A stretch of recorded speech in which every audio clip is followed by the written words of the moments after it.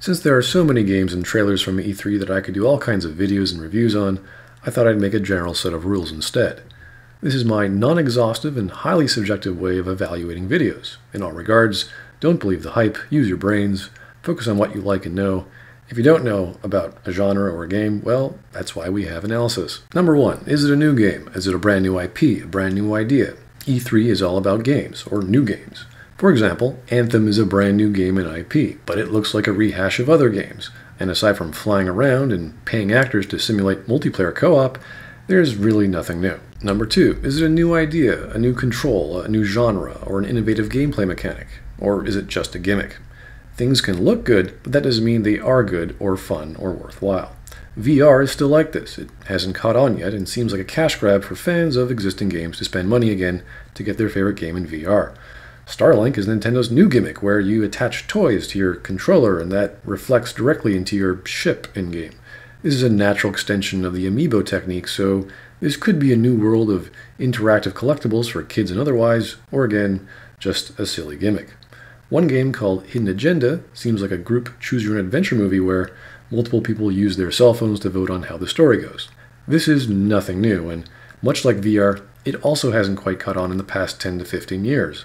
Although I'm curious what will happen, as I'd love to see these options either at an actual movie theater or watching a movie or video with people online, and it's different every time I watch it. Number 3, is it a non-franchise? Not a sequel, but if it is, then what's the innovation? Again, this is kind of redundant, but it's very distinctive. For example, Call of Duty World War II could just be a solid shooter game with a World War II setting and story, or it could just be a redundantly boring, trying to appeal to the fan base sort of game. The same with Final Fantasy XV, Monster of the Deep, a fishing game, which might be fun for that unique blend of Final Fantasy fan who likes fishing. Same with Gwent from Witcher, Dancing All Night for Persona 4, or all the Mario spin-offs, for example.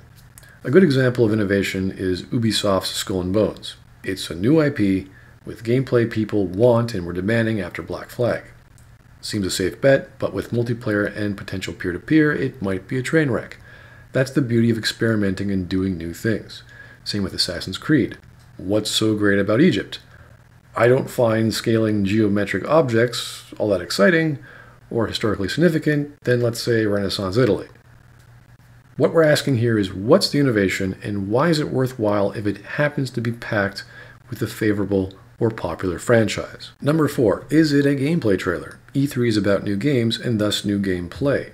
If it has some story elements, is it real-time in-game engine stuff or is it pre-rendered? This tells us there's an actual game there and not an animation studio making a beautiful pre-rendered video to show an audience. These are games, not movies.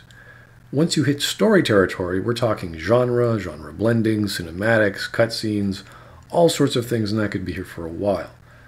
Okay, so let's say the big talk of the Sony conference was Beyond Good and Evil 2, which looks like a space opera and could have some multiplayer elements. However, virtually no gameplay was shown. The main showing was a giant pre-rendered video. This is similar to Detroit Become Human. It may have been mostly real-time shots, but it has virtually no gameplay. We want to see games, not movies. Good examples were Sony's Uncharted Lost Legacy as well as God of War, which both continue their high production value of real-time cutscenes, and they showed actual gameplay. Other things to consider. First-party exclusivity. Great if you own the system or the new system or the next-gen system or whatever you want to call it. Usually you can't get around that at these shows, but you should ultimately wait till it's ported or brought to the PC or on sale. It saves you time, money, and with the way games are made these days, patches. Remember, just don't believe the hype. Not alpha footage.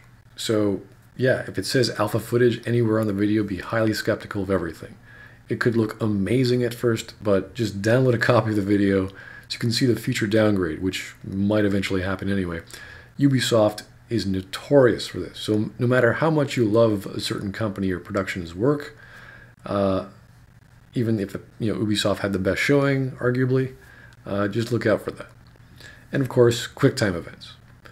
Companies are still combining cinematics and gameplay and trying ways to do that. And I still greatly dislike these QuickTime event things. However, they are found through games that are apparently very good, like God of War, Spider-Man looked very good, and of course the entire Telltale company. This all comes down to taste, your preferences, and of course your tolerance. Which means this comes down to your interest and what kind of experience you have as a gamer. Nintendo had a 50-second video of a logo, and the video has over 1 million views already. Metroid 4 was trending on Twitter yesterday. But that's how I evaluate a potential game trailer. How do you do it? Please leave your method or opinions in the comments below.